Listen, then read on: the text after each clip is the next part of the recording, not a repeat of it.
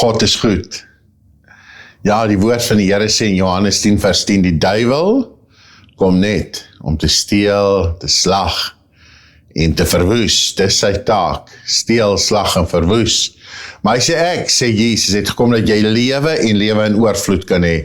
Life and life in abundance. En dit is wie God is, hy is goed. God is goed. Partykeer gebeur daar slegte goed met mense. En baie kere laat ons dit maar toe. Maar God in wese en karakter wil net goeie goed vir ons hê. En ek wil daarom vir jou vertel van 'n geleentheid, gebeurtenis in die Bybel waar daar slegte goed met die mense gebeur het, want hulle het gesoek vir slegte goed in hierdie spesifieke verhaal.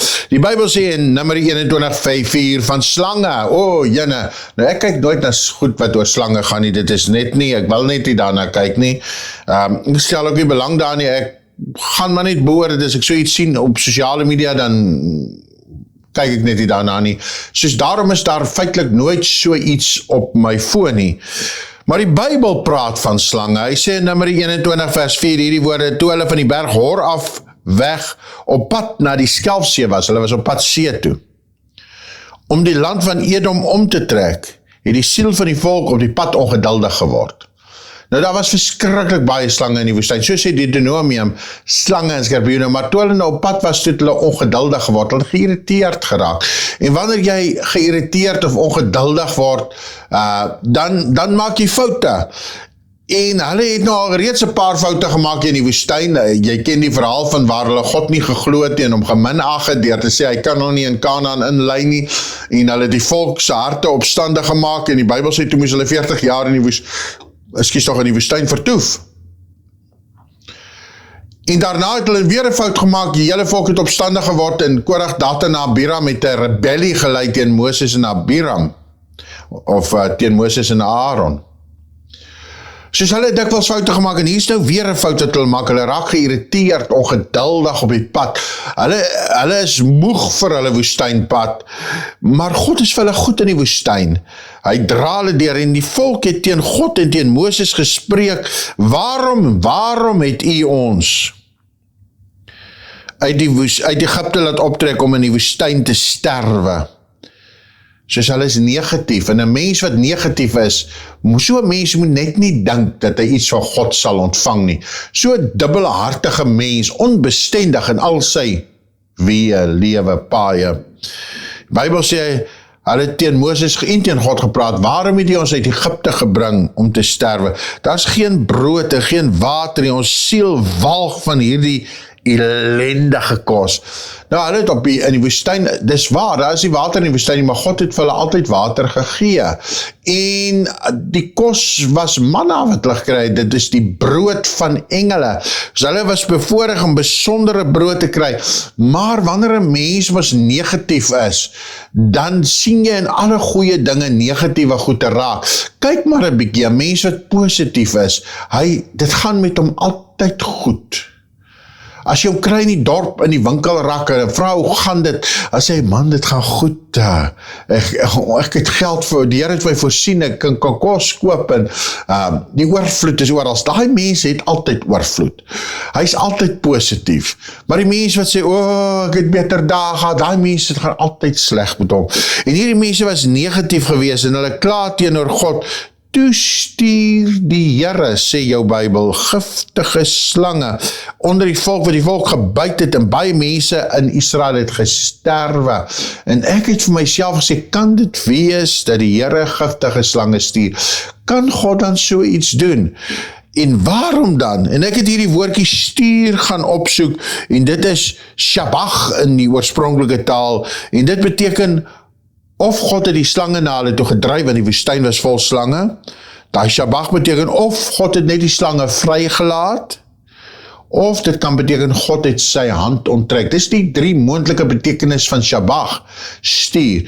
En ek glo God het net sy hand van beskerming van hulle weggevat, want wanneer jy negatief is, verloor jy God se seën op jou lewe, want God is positief, en God wil vir jou net goed wees. Maar al het jy hoeveel negativiteit in jou lewe, wil God nog steeds vir jou goed wees, en dis waaroor ek vandag 'n paar woorde met jou gaan praat. God wil vir jou goed wees, en as ek nou jy was, het ek nou hardop geskree, amen, prys die Here.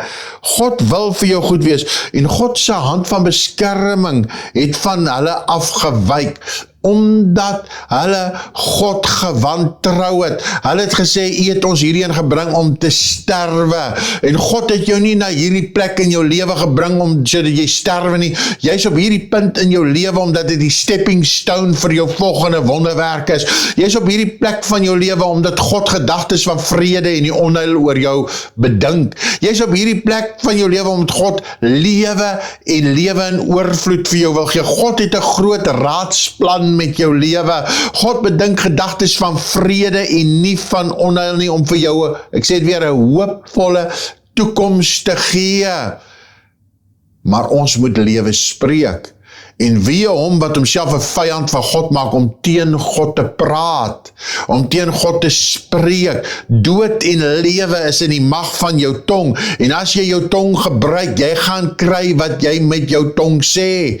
Dood en lewe. Uit dit wat jy sê, sal jy eet. Jy gaan die vrug daarvan geniet. Of dit slegte goed is, jy sal dit moet eet. Of dit goeie goed is. As jy sê, ek gaan dit maak, jy's reg, jy gaan dit maak. As jy sê, ek gaan dit nie maak, jy's reg, jy gaan dit nie maak, want jy het jouself 'n vyand van God gemaak. Vir hom wat in God glo, geen ding is onmoontlik vir die een wat in God glo nie. Wat jou saak betref, as jy kan glo, alle dinge is moontlik vir die een wat glo. All things are possible, only believe. En hierdie mense het hulle vyande van God gemaak, want hulle het nie geglo nie. En hulle is uit Egipte uit, God het vir hulle heel pad gesorg, voorsien. En ek praat met jou oor, God is nog steeds goed. God is goed. En hy het sy hand van hulle afgehaal, want hy moes. Anders sou hulle nooit Kanaans sien nie, want negativiteit baar sonde en negativiteit, en hy wil hulle gesindheid anders hê, sodat hulle Kanaans land kan ingaan. Wat baie interessant is, in die volgende vers, sê die Bybel, en die volk het na Moses gekom, dis toe hulle nou sterwe, en die volk het na Moses gekom en gesê, ons het gesondig, omdat ons teen die Here en teen die gespreek het. Bid dan tot die Here dat hy die slange sal wegneem, en skielik verander hulle harte. Baie kere, wanneer God sy hand van 'n mens af wegvat, dan verander die persoon sy hart so 'n bietjie, en dan kom hy nader na God toe, want God se hele begeerte is net om daai mense in Kanaans land in te bring, om jou by jou belofte uit te bring, om jou by jou God gegewe taak en doel, om jou by die droom vir jou lewe uit te bring, en omdat hulle skielik sien die sterwe mense rondom hulle, omdat hulle skielik sien die slange het hulle gepik, hulle gaan dit nie maak nie, roep hulle na God, en dis die beste plek in jou lewe om te wees, om op 'n plek te wees waar jy jou afhanklikheid van God besef, en positief kan bly, dat God kan help, en toe hulle na God roep, toe verander hulle uitkyk en na God toe, en hulle besef dat God is die ene wat hulle kan help. Dis nie net hulle wat so was in die Bybel of in die geskiedenis, vandag se mense ook. Die Bybel vertel in Rigters van 'n geval, en ek lees vir jou die 2 verse, die Bybel sê, toe sê die kinders van Israel in Rigters 10:15, ons het gesondig, dieselfde storie, ons het gesondig, en maak met ons soos het goed is in die oë, verlos ons toch net vandag, sê Rigters 10 vers 15, vers 16 sê, en hulle het die vreemde gode verwyder, en die Here het hulle gehelp, skielik. Baie kere wanneer swaar kry jou pad langs kom, buig dit jou, maak dit jou beter. Ek sê nie swaar kry is van God nie, allermins, maar wanneer swaar kry jou pad langs kom, moenie laat dit jou bitter maak nie, laat dit jou wapen wees wat jou beter maak, deurdat jy na God toe draai. Ek lees van 'n man in die Bybel, hierdie was 'n goddelose man, die Bybel sê hy was die goddeloosste van alle konings wat ooit was, sy naam was Manasse. Hy was die seun van Hiskia, 'n man wat afgoderry gepleeg het, en die Bybel sê hy was ook na Babel toe weggevoer. Jy kan gerus dit gaan lees, daar so in 2 Kronieke 32, hy was na Babel toe weggevoer, maar toe verootmoedig hy hom, hy buig sy hart neer, en die Here help hom, want God is goed. En toe hy hom sy hart buig, toe stuur die Here hom terug, en hy word 'n godvreesende koning, en hy is die koning wat die langste regeer het. Het maak nie saak hoe ver jy teruggeval het, my vriend, God is goed, en as jy vandag na hom toe draai, sal hy jou omstandighede verander. As jy vandag sê, Here, ek glo weer in U, soos Manasseh, hy het God gespot, hy het God, eintlik kan jy sê in aanhalingstekens, vir God was vir hom belaglik, hy het vreemde gode aanbid, hy was weggevoer soos 'n kruisgevangene, hy het tot bekering gekom, en God het sy omstandighede,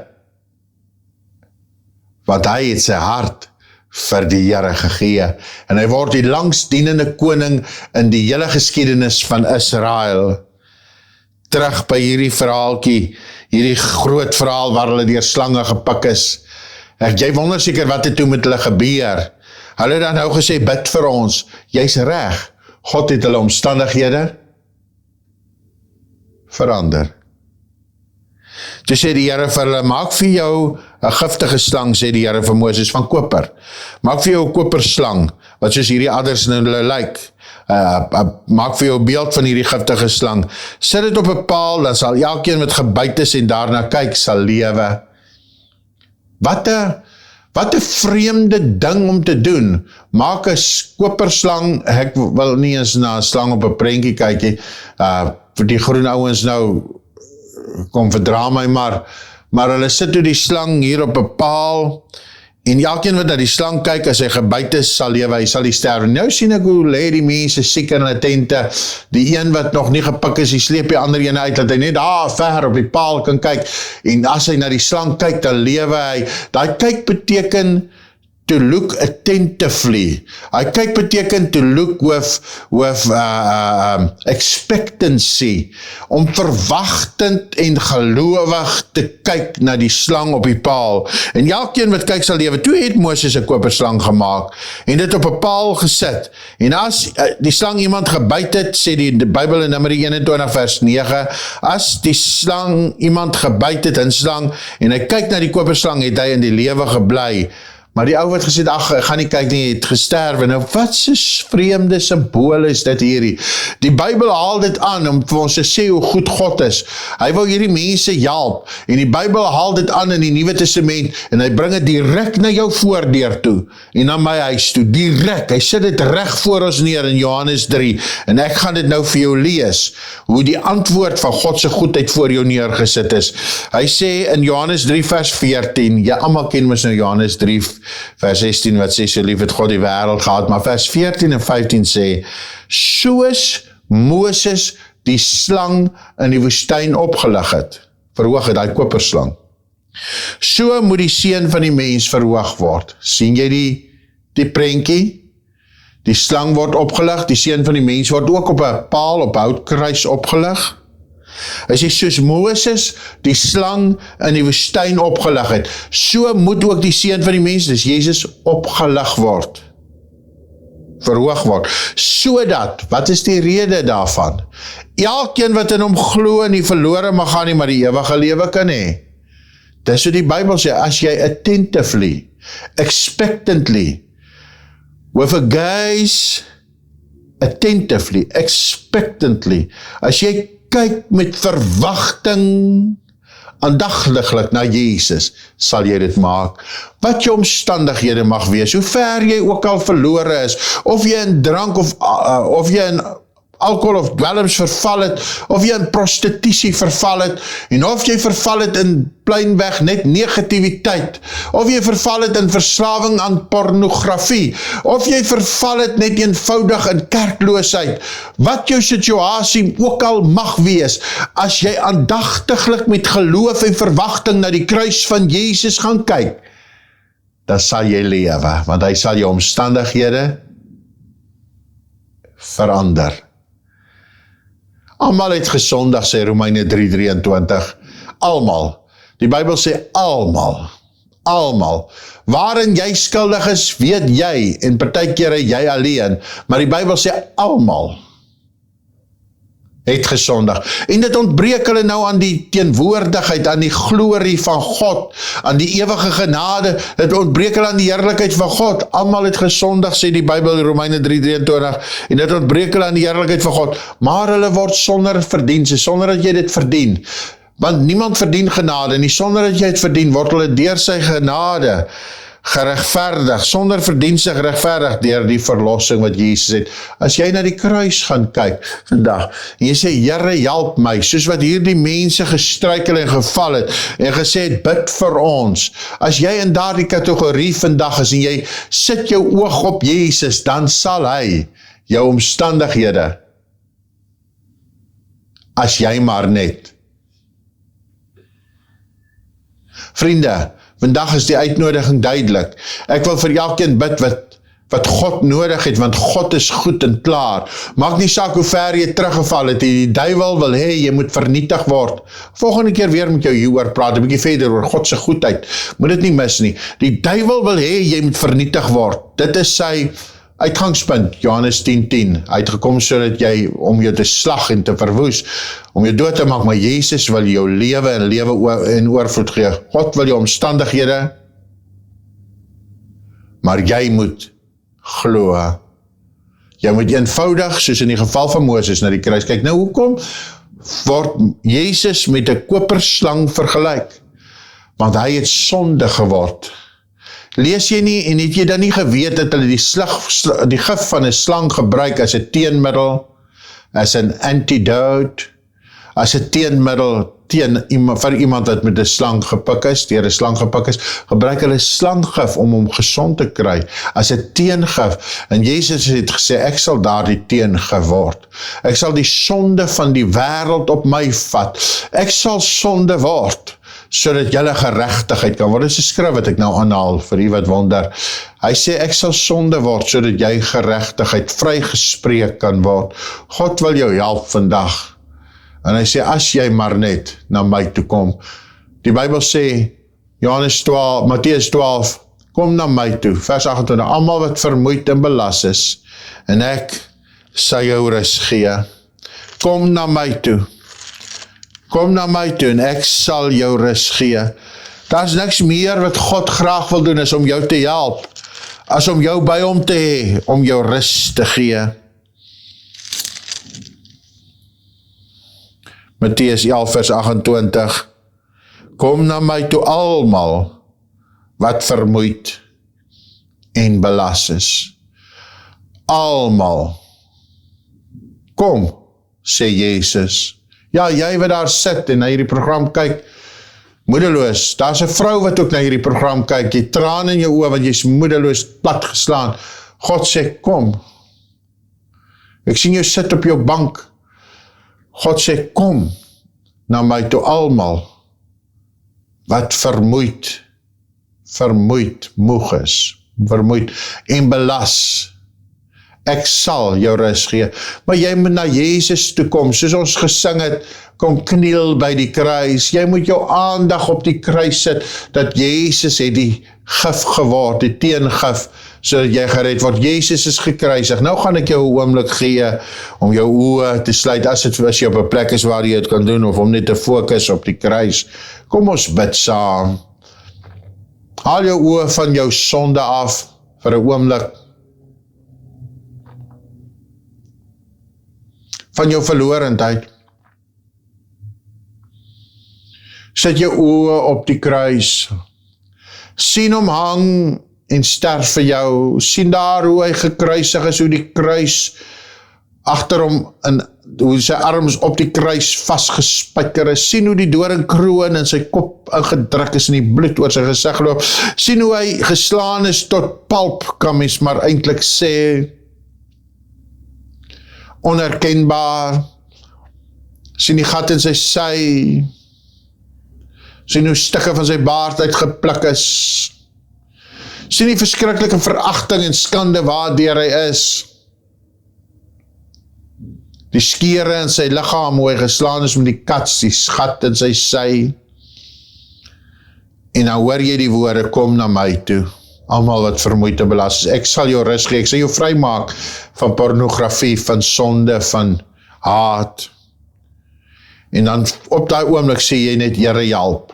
As jy na hierdie program nou kyk, sê net, Here help. Ek het sonde en ek soek verlossing. Dankie Here dat u nou u hand na hierdie persoon nie net uitsteek nie, maar die persoon gryp met u hand en hom optel uit hierdie sluik van sonde en slyk van krisis, en slyk van omstandigheid, en hom en haar uittrek in Jesus naam. Ek seën jou in Jesus naam. As jy geleentheid het, luister gerus weer na hierdie boodskap, sodat dit in jou siel kan indring. Na die vrou wat op die bank gesit het, stuur gerus my 'n WhatsApp en sê dit was ek gewees. Ek seën jou mevrou, en God tel jou op in Jesus naam. Dan, as jy by my Bybel Universiteit wil inskryf, Bible Keys University, doen so, stuur vir my 'n WhatsApp met die naam inligtingsblad, en ek stuur vir jou meer inligting, hoe om jouself te bekwam vir die bediening, hoe om die woord van God beter te leer, hoe om jouself te bekwam om iemand na die Here te lei, as iemand jou so vra, lei my na die Here, of om selfs uit te gaan in die sendingveld, om meer te leer van berading, selfs van profesie, en al hierdie dinge, 3 jaar kursus, stuur vir my net die woord inligtingsblad, en ek stuur vir jou al die inligting. Elkeen wat sê, ek wil hierdie bediening ondersteun, stuur vir my die woord ondersteun, en ek stuur vir jou al ons besonderhede, sodat jy deel van hierdie wenspan kan wees. Mag God jou ryklik seën. Ek kan nie wag om van julle te hoor nie, en as jy in die omgewing is, van Mamasbury, kom per motor en kom parkeer dit. Dis 'n feesplek vir almal wat kom, om te geniet die teenwoordigheid van die Here, want dit is ons droom en gebed, dat jy hom sal ken, en die krag, en sy krag, is ons droom en gebed verder, dat jy jou roeping sal ontdek, en dat jy dit sal uitlewe, en vry sal wees van kettings en bindinge. Ek seën jou, totdat ek jou weer sien. Love you all.